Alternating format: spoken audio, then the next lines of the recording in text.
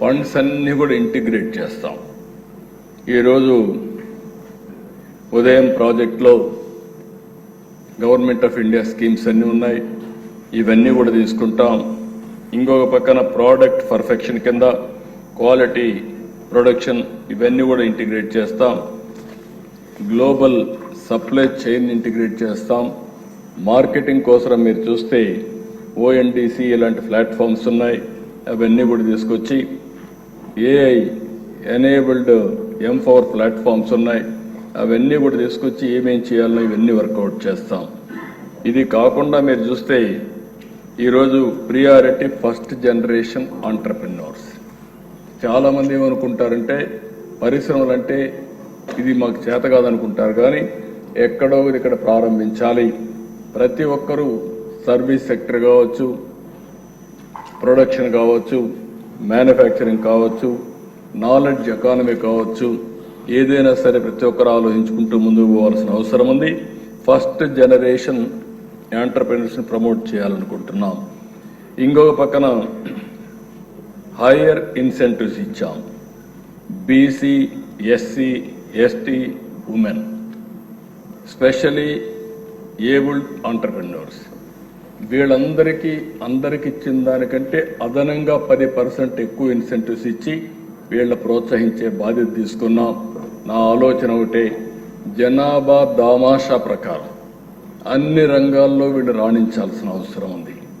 ఈరోజు 50% BCలు ఉన్నారు.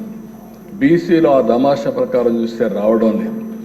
SCలు ఉన్నారు, STలు ఉన్నారు. వాళ్ళకు కూడా ప్రాధాన్యత ఇస్తే తప్ప ఇది సాధ్యం కాదు.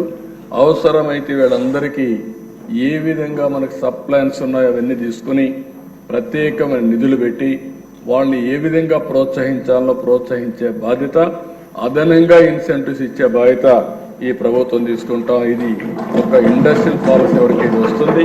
మిగిలిన ఇక్కడ వేకర్ సెక్షన్స్కి ప్రత్యేకంగా ఇస్తామని చెప్పి కూడా నేను మీకు తెలియజేస్తున్నా.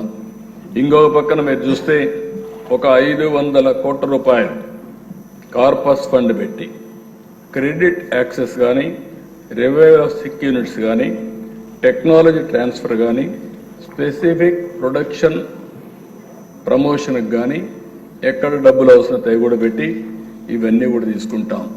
నిన్నే ప్రధానమంత్రి గారు కేంద్రం ఒక ప్రోగ్రాం కూడా అనౌన్స్ చేశారు, దీదీ డ్రోన్. ఇందులో మీరు చూస్తే అగ్రికల్చర్ ఆపరేషన్ల కోసం 8 లక్షల రూపాయలు సబ్సిడీ ఇచ్చి ప్రతి ఒక్క గ్రూపును ప్రోత్సహిస్తున్నారు. వాళ్ళకు అదనంగా ఒక 5 లక్షలు 10 లక్షలు అయితే దానికి కూడా రేట్ ఆఫ్ ఇంట్రెస్ట్ అంతా 3%కి ఇచ్చే పరిస్థితికి వచ్చారు.